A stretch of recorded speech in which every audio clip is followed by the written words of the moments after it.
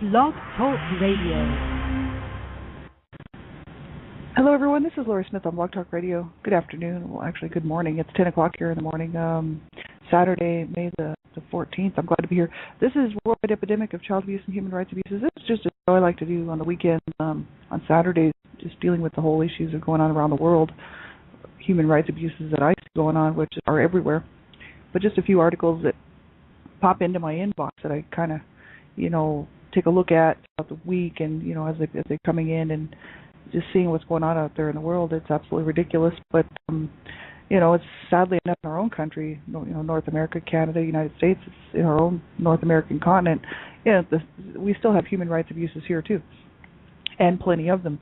But the rest of the world is still lagging a lot further behind. You know what I mean? And so I like to kind of draw attention to this. My focus is usually more national and more North American issues. But I do study international community development and the whole issue of human rights abuses worldwide, child rights, women's rights, men's rights, So thanks everybody for tuning in. I appreciate it. I've been sort of missing a few shows, especially at night. I do try to do my morning shows, but I've been my sweetheart's still in the hospital, and it's day to day with him, and we're just going day to day. That's all we can do. And so I've had to sort of skip a few shows just out of sheer exhaustion. And so, but I wanted to do this show this morning because this one article actually just makes it just bothers me. So I thought, let's just talk about it. This is something that I saw a while back, and I actually wanted to do to talk about last week, but I think I ended up talking about something else. I can't remember. But this is just more of what's going on out there in the world. I did pop the link into the chat room, and you have to listen to all of my shows at your own discretion because I'm talking about abuse and human rights abuses, child abuse, sexual abuse, emotional, psychological, physical abuse. I'm talking about abuse. Abuse is a very sensitive subject. A lot of people may find the material, just that might bother them or upset them, cause them to be, to feel whatever they feel. And so you have to know what's good for you to listen to, and you have to listen at your own discretion to all of my shows, because that's, it's a sensitive subject, right? And if you're not prepared, for it, then don't listen, right? You have to know what's good for you to listen to. And young people under the age of 18, I just ask that you have an adult listen to some of my shows with you, see if it's age appropriate for you. And because I believe in protecting children at all times, I'm the Canada Regional Director for Dreamcatchers for Abused Children, and we're standing up to try to save children's lives and try to fight for child rights. And you do have rights, and you have the right to protection. So anyone under the age of 18, I just ask that you have someone listen to the show with you, an adult who's older who can help you make a decision whether you should be listening. So thanks everybody for tuning in. I really appreciate it. I've got 28,000 shows to listen to. That's just awesome. I had no idea, how long I'll be doing this. It's about a year and a half now that I've been on Blog Talk Radio, and I've probably done close to 700 shows or more just on my own show, not let alone probably about 300 or so, or 200 on, or no, maybe not quite 200, but somewhere close to that on Dreamcatchers Talk Radio. So probably getting close to 1,000 shows. I appreciate it. Thanks so much for listening to just one more voice. I just want to be one more voice speaking out against this stuff and raising awareness and promoting education regarding what's happening out there. So I do appreciate everybody who's taking the time to listen to what I have to say, and I thank you. There's a lot of awesome people out here who are doing a lot of great work, and I just want to be one more voice to add to theirs, really. So that's why I'm doing these shows. So I did pop the link into the chat room, and this is from Iron News, www.ironnews.org. And this particular article is about Afghanistan. I do cover a lot of stuff, regarding the issues going on in Afghanistan, especially with women's rights, because these people, I just feel like their rights, they just have been so brought down to a level of, so inhumane, and so they're not even treated as well as animals are. You know what I mean? Animals have more rights than the women in Afghanistan. And so I just think that, hey, I'm an animal rights lover too, and I fight for animal rights too. But these women, it's absolutely ridiculous what they go through. This is just one more article sort of pointing out what their daily lives be like if you're a woman in Afghanistan. And this particular article, www.ironnews.org, and it's called Afghanistan Virginity-Related Penalties, quote-unquote, Extremely Unfair. And this is a little bit old, this article, from the 26th of April from Kabul, from RIN. That's Humanitarian News and Analysis, a service of the UN Office for the Coordination of Humanitarian Affairs, and this is where this article came from. And it said the penalties that Afghan women suffer whenever allegations of marital sex, loss of virginity emerge, including death, are extreme, discriminatory, and not in the Penal Code, activist said. I saw a woman who was publicly humiliated and tortured because she had allegedly lost her virginity before her wedding night, quote unquote, said Soraya Sabrang, a women's rights commissioner at the Afghanistan Independent Human Rights Commission, the AIHRC. Extrajudiciary penalties, she added, were prevalent and deep-rooted in the country. Medical workers are often called in to prove a woman's virginity, a requirement for women preparing for marriage. And, many people might think a woman being, 20, 18, at least 18 over here, in North America, 18 or even 17, 18, 19, 20, somewhere in there, a young woman, right? Marrying girls off in Afghanistan at the age of 12, 13, some of them 8 years old, some of them 9 years old. They're marrying girls, little girls who should be, in their own culture, maybe not playing with Barbie dolls, but they certainly shouldn't be marrying these young girls off to these older men. But this is what they do. So a lot of these women they're talking about, quote unquote women, are actually girls, prepubescent girls. You know what I mean? It's absolutely horrific, but this is what's happening, and it's always been happening over there. And at least, not always maybe, but for a long time. And not everybody does, but some families do.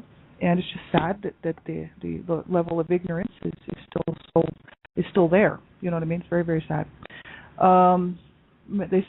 These medical workers are often called in to prove a woman's virginity. So these girls could be like 12 years old, 13, 14, 15. And, they're young. A requirement for women preparing for marriage. So virginity and adultery tests are part of our normal work, said Dela Mahboubi, a medical expert in Kabul. But there are a few facilities and shortage of female experts to undertake very intimate tests. And the tests involve an examination of the vagina to see whether a girl's or woman's hymen is intact, but experts say it can be torn by factors other than intercourse. And when forced or coerced, according to Amnesty International, virginity tests degrade women and are a form of torture. But among Afghan communities, failing the test can result in so-called honor killings, underreported crime usually carried out by the families and relatives who believe a young girl or woman has brought shame on them. And so they said honor killings recognize a man's right to kill a woman with impunity because of the damage that her immoral actions have caused to family honor. The UN Assistance Mission in Afghanistan, UNAMA, reported in 2010 such murders, it added, were simply based on deep-rooted cultural beliefs and not on religion. It says men usually go unpunished for honor killings, Sabrang told Iran. But could a woman kill her husband for illegitimate sexual relations? This is quote unquote. That's a question she brought up. And it's just absolutely ridiculous. This is I don't know. It's just so barbaric. The way that they treat the people over there, and especially women, and some children. Like children have more rights than women do, male children do.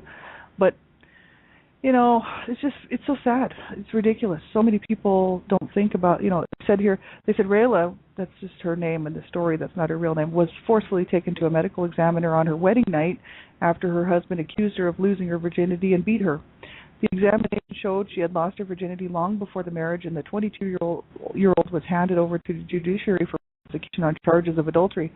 So she was a little bit older, and not they're quite old, I think, to be getting married over there in that country. I think most people are a little bit younger than that from the that you see out there, in the news and whatnot. Rayla's incarceration has devastated her family. They have to pay back almost $1,000 to their former son-in-law, which was allegedly spent on the wedding ceremony. They have put their house on sale and decided to leave this neighborhood because they cannot live with the dishonor, said one relative who spoke on condition of anonymity. I cannot say that word. Anonymously, let's just say that. While virginity is not mentioned in the country's penal system and other laws, says activists and lawyers, hundreds of women like Rayla unfairly face serious formal and informal penalties for the alleged illicit loss of this cultural requirement. They said sexual intercourse outside marriage is a sin under Islamic jurisprudence, and the Afghan laws largely derived from it. Virginity is a natural stamp, said Malala Muhammad Qasim, a member of the Supreme Court's Penal Bureau. When it is lost, and the reason is proved to be illegitimate sexual relations, it implies adultery, which should be punished. He said, adding that an unmarried person caught having sex outside marriage, male or female, could be sentenced to 3 to 5 years in prison, while married adulterers received heavier penalties. So they said under unfair penalties, women's rights activists say the adultery law has too many problems and is mostly used only against women. In some cases, the women are victims of rape. The law does not clearly distinguish between rape and consensual sexual intercourse and treats rape victims as criminals and adulterers, said Sibrang from the AIHRC. Although concealed and underreported, rape is a crime that occurs across the country every day. UNAMA said in a separate report in July 2009, it is the girl or woman, the rape victim, and not the perpetrator who carries the shame of the crime, the report said. Demanding that men too face the law, Sheila Samimi, an advocacy officer with the Afghan Women's Network ON, said, can a girl ask medical experts to test whether her would-be husband had sex before marriage, and when proved wrong, would officials prosecute the man as they do a woman? With every female victim of adultery, she added, they're a man or men who rarely face justice. So that's really, it's just one more article about the whole issue over there in Afghanistan. And the sad thing is that people aren't thinking about, the fact that women all around the world and girls and boys, girls and boys are molested and sexually abused all over the world. This is not something just going on in certain parts of the world and only in certain parts of the world. It just happens everywhere. It's been happening since time, and sadly enough, people don't think about that.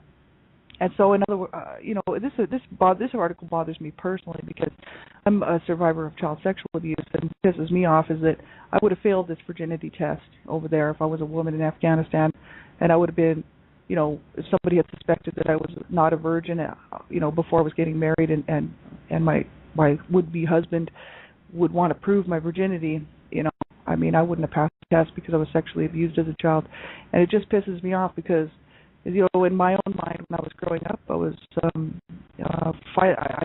I didn't enter any kind of boyfriend girlfriend, type. I was obviously interested in men.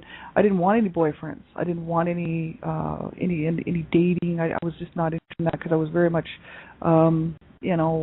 petrified really of what had happened to me as a child, witnessing the abuse that I had witnessed in my own home, and didn't want anybody touching me. Really didn't want that whole sexual relationship type stuff. I had crushes on boys, and I was longed for that. And I finally met a guy that I was totally interested in and knew that this was one, and really liked this guy, and it was a serious relationship, and I was about 21 years old. 21 going on 22. And I went to I wanted to get on the pill because obviously I was not going to be I was not going to be, trying to be freaked about possibly getting pregnant by that guy, you know what I mean? So we wanted to have sexual relations.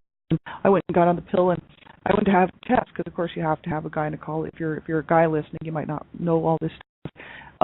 You have to go and get a test, to check, like a gynecology checkup, right, to make sure everything's cool before they'll let you go on the pill. And so I went in to get my first test, right?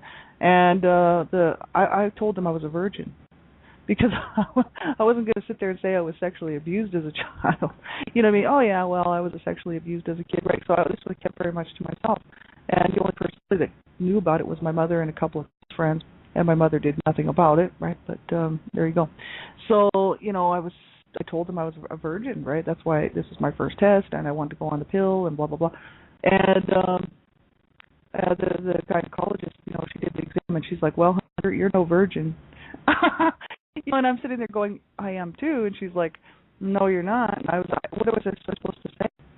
You know what I mean? Like, well, maybe I'm not, but it's not by my choice. So I was sexually abused at the age of 8 years old by a family member. So there you go. So the issue is I would have failed this test. I would have been beaten or stoned, thrown in prison for 3 to 5 years because I was sexually abused as a child. And, thank God for North America. Thank God for the men and women that laid down their lives and gave their lives and died so that we could have these humans. Thank God, and I'm willing to stand up and protect them, praise God. This is the issue. This is very, very sad, and people, just need to realize that this stuff is going on, and this stuff is going on in our own country. This is going on everywhere, and it's absolutely wrong. It is so incredibly wrong, and people need to start waking up and smelling the coffee. You know what I mean? Like, this is ridiculous. There's another article that I want to take a look at. This is Haiti, and this is the Trust Line and Rape Project, which is going on in Haiti. And this article comes from www.trust.org. and I'm just going to pop this one into the chat room too. And this is just some normal stuff that's going on around the world that people are having to deal with, mainly women I'm talking about here today. But it's so sad because this is not right. Not one of it, not any of it is right. Here in Haiti, they just had this huge earthquake and millions of people, at least 1 million people living in tents, and this is what this article is about. They said that this was posted on May the 9th, 2011 by Trust Law Tim Large, and it's Haiti's rulers-backed Trust Law Anti-Rape Project. And they said that Port-au-Prince, both Haiti's new president and the head of the majority party in parliament have to fight an epidemic of sexual violence in the quake-shattered country, throwing their weight behind a Trust Law initiative to strengthen anti-rape laws and tackle impunity. The bipartisan pledges came as Thomson Reuters Foundation hosted an unprecedented forum of Haitian government officials, police, lawyers, prosecutors, doctors, and witness groups in Port-au-Prince. The goal was to find practical ways to ensure better protection, care, and justice for women and girls in a country where rape has only been outlawed since 2005, and hundreds of thousands live in insecure tent cities following last year's earthquake. We don't have the necessary means, the necessary infrastructure, or the necessary mentality, President-elect Michael Martelly said in a meeting with Thomson Reuters Foundation after the forum. We need to change all this. It is our will and our mission to change all this, to make sure the rule of law reigns in Haiti, that justice is for everybody, that the police do their job. The problem is very serious, and I don't underestimate the problem of sexual violence. Quote, unquote, I've asked the National Police to put in every post female lady to listen to the problems of women. And speaking earlier at the forum, Joseph Lambert, majority leader in the Haiti Parliament, expressed solidarity with Thomson Reuters Foundation's program to help reduce sexual violence against women and children, and said he would pass legislation to achieve that goal. Accurate statistics are scarce. Police say cases of sexual violence shot up in the aftermath of January 12, 2010 earthquake, which left more than 1 million people living in crowded camps with few lights at night and little security. Among the obstacles to justice for victims cited by rights groups are fears of reprisal attacks, a lack of training among police, prosecutors, and judges in dealing with rape cases, and difficulty in obtaining the medical certificates deemed necessary to bring cases successfully to court. Joelle Dues, doctor at Haiti's University and Educational Hospital, the HUEH, the country's largest, said that before the earthquake, she typically examined 2 or 3 rape victims a day. Right after the disaster, the number rose to 4 and 5. More than a year later, she said it is more like 15. That's per day at this hospital. That is ridiculous. And I mean, my God, this is just not right at all. The Port-au-Prince police chief says 622 rapes were reported in 2010. Of those, 385 of the accused are in jail and 45 have been convicted. So that's not very much, right? Rights activists say such figures are just the tip of the iceberg. COFAVIV, a grassroots group that rape survivors, KOFAVIV, COFAVIV, reported 100 rapes in the 22 camps in which it works in January and February alone. There are more than 1,000 displacement camps in Port-au-Prince. So just in this period of time between January and February, in these 2 months, 100 rapes were reported in the 22 camps. Just in these 2 months. That is absolutely ridiculous. That's like 22 per camp. You know what I mean? Like this is, I mean, my God. And there's more than 1,000 displacement camps in Port-au-Prince.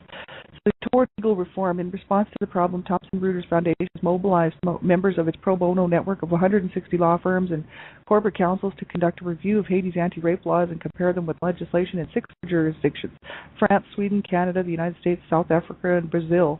And the comparative study launched via the Foundation's Law Connect platform will be presented by International Women's Group Madre to the United Nations Human Rights Council meeting on Haiti in October. So Martelly, due to be inaugurated as president on May 14th, said the review could help his new government reform laws around sexual violence. Democracy in Haiti is very young, and we still have difficulties getting things just right, he said. And it would be super to benefit from this expertise in other countries who had to face these kinds of issues. Alone, we can't change everything, but with the experience of others, we will bring about this change. This is the May 6th forum marked the first time representatives of grassroots women's groups like COFAVIV had sat around the table, senior officials from the Women's Ministry, Health Ministry, Justice Ministry, Chief Prosecutor's Office, and police. And in the Champ de Mars tent city in the heart of the capital, COFAVIV has helped reduce sexual violence by organizing security patrols of 25 men to protect women and children in the setting where thousands have to be in public and razor blades easily slash canvas walls. The women's groups accused police of not taking reported rape cases seriously and of sometimes implying victims themselves were to blame. At one point, the representative from the prosecutor's office raised activist ire by suggesting women could help prevent rapes by wearing trousers instead of skirts. Right? I mean, this is ridiculous. This is the same old way of thinking that, if a woman wasn't wearing a certain type of dress or wore a certain type of skirt or didn't have a type of hairstyle or didn't wear a certain amount of makeup, that they wouldn't be raped. That is absolutely ridiculous. If a person's going to rape a woman, they're going to rape a woman. If they're going to rape a child, they're going to rape a child. If they're going to rape a man, they're going to rape a man. Right? I mean, it has nothing to do with the victim. It has everything to do with the perpetrator, and they will just choose who they will choose. Right? It has doesn't matter whether they're wearing pants or skirts. Right? Absolutely ridiculous. Female police officers at the forum acknowledged macho attitudes occasionally prevailed in precincts dominated by male colleagues, some of whom didn't consider rape to be a crime. So there you go. There's still so much backward thinking. See, my dad raped my mother, and he thinks it was perfectly fine. Let's just get right into this. I talk about all this on One Child Abuse Survivor 2. That's my story in the morning, right? It's really a huge journey, and I talk a whole bit about what happened in my family and what happened in the abuse and the dysfunction and the garbage, And like some of my family members think it was perfectly okay that my dad maritally raped my mama for years, and why she would take it. Well, she was abused as a child, and she just thought that was her life, and she used to say that at the kitchen table. This is just my life; it'll never change. And she was so beaten down and so screwed in the head by the abuse that she suffered as a child, as well as by the abuse she suffered under my dad's hands, that she was perpetually chained up in her mind. Like, she could not break free from that, you know what I mean? And she had every opportunity. So this is what happened. This is just, and this sick society. People are I'm going to rant here today. I don't mind. People are so sick that would agree that that's okay to maritally rape a woman. No, it's completely wrong. A woman has a right to say no to her own body. Guess what? A man has a right to say no. Guess what? A child who doesn't even know they have the right to say no has the right to say no. We have the right to our own bodies. And so I will argue this with anybody who wants to argue. I will argue all the way to the courthouse and to the Bible about this.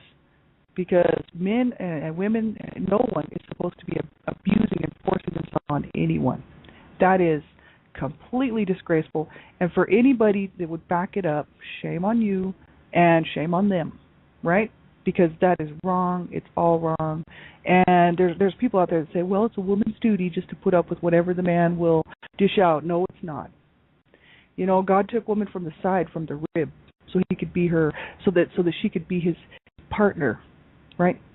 And he didn't take her from his feet, so she could be under him. God took made woman from the rib, and so that she could fill that place and be the partner of man. Women are supposed to be equal, and they are equal in the eyes of God. Praise the Lord.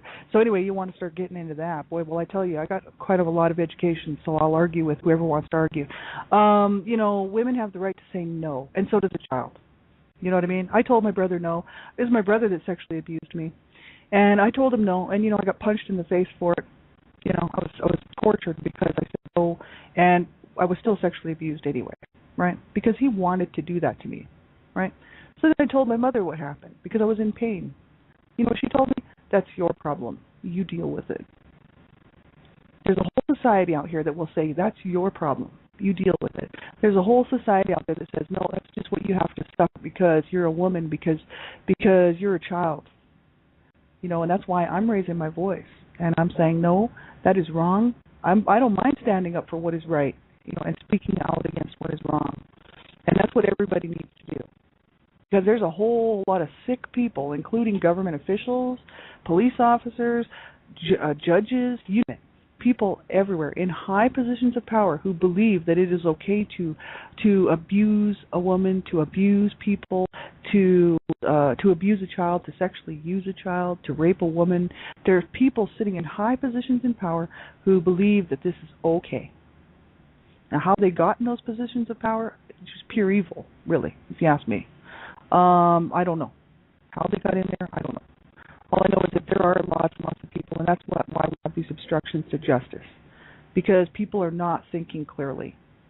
You know what I mean? They're not thinking clearly at all. They just have these backwards ideas of, of some backward way of thinking, some belief system that is just garbage, that says it's okay for a man to rape a woman or for anybody to rape anybody. That is not right. It is completely wrong, and, I don't mind saying it. So there you go. Thanks for everybody who's tuning in and getting something out of this. Anyway, it just makes me mad because here these people are saying, that female police officers at the forum acknowledged macho attitudes occasionally prevailed in precincts dominated by male colleagues, some of whom didn't consider rape to be a crime. Now, when you have people who are supposed to be protecting the citizens, that they don't think there's anything wrong with that, with rape or with abuse or with anything like that, then what good of a job are they going to do to protect the citizens? You know what I mean? They can't. They're just going to be on the side of the perpetrator. They're going to be on the side of the rapist. They're going to be on the side of the person who's abusing. They're going to be on the side of the person who is wrong because they're thinking wrong. That is wrong thinking, my friends. Hello. It's so discouraging, you know what I mean, that this stuff just keeps happening and happening and happening. And you know why? It's a lack of education, and it's really ignorance. It's a way of living that a lot of people still want to hang on to, which is to believe that they should just be allowed to treat people however they want, and that people should just take their garbage. No, this is incredibly wrong. We have to stay up. We have to stand up. We have to say it's wrong. You know what I mean? Like it's just not right. My parents, I talk a lot about them on my show, and my mother, she was my main abuser, so I don't condone what she did, and I certainly don't ever excuse it away. My mother was my main abuser, but my father was also abusive towards me, and but what I saw him do to her, and mainly he was abusive towards her because he thought that she was sleeping around on him before they were married. And my mother swore up and down that she was a virgin when she married my dad and that she was not sleeping around on him. And I said, Dad, what were you doing before you married Mom? Well, he was sleeping around with women, and he admits it, with girls, right? So he had already been sleeping around with girls, right, causing them to be, what do you call it, right, unvirgin. There's my dad, right? I mean, it's just absolutely ridiculous. And then my mother was accused of sleeping around on him before they were even married. So that's why he beat on her. That's why he treated her like garbage and raped her and kept food from her and withheld everything from her, did not love her, and chained her up in her mind. And, of course, my mother was already abused, so she just took this as, well, my life just sucks and I'll just deal with it. Absolutely ridiculous. But this is what happens to people, and this is in North America, right? So let alone around the world. You think about some of these countries like Haiti, where the rape laws didn't even come into place until 2005.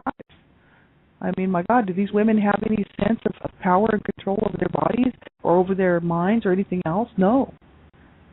They probably have no sense of worth, period, many of them. And it's just so incredibly wrong. And the same with Afghanistan. That's why I like to bring out this information for people so they will realize that even in North America with these issues going on, we still have this stuff going on here. But you think about the worldwide situation and these women in other countries who have never experienced the idea that they are worth something, that they have the right to their own body, that they have the right to say no, that they have the right to protect, to provision. They have rights. They have human rights, right? And so it is very important to stand up and speak out against human rights abuses of all kinds and stand up for human rights of all kinds.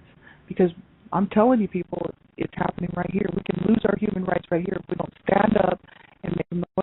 So whatever you can do in your own capacity, in your own communities, you know what I mean, get involved where you can. You see some people doing some good work, just support them, back them up. And mainly become educated, because that's really what it's going to take. Thanks, everybody, for being here. I appreciate it. I'll be on tomorrow night, and that's our Christian Bible study, and then I'll be back on Monday morning, One Child to be a Survivor to Another, and we'll just continue on. So have a great weekend, everybody. Take care of yourselves, and I really hope you have a wonderful weekend, and thanks for tuning in. Bye-bye.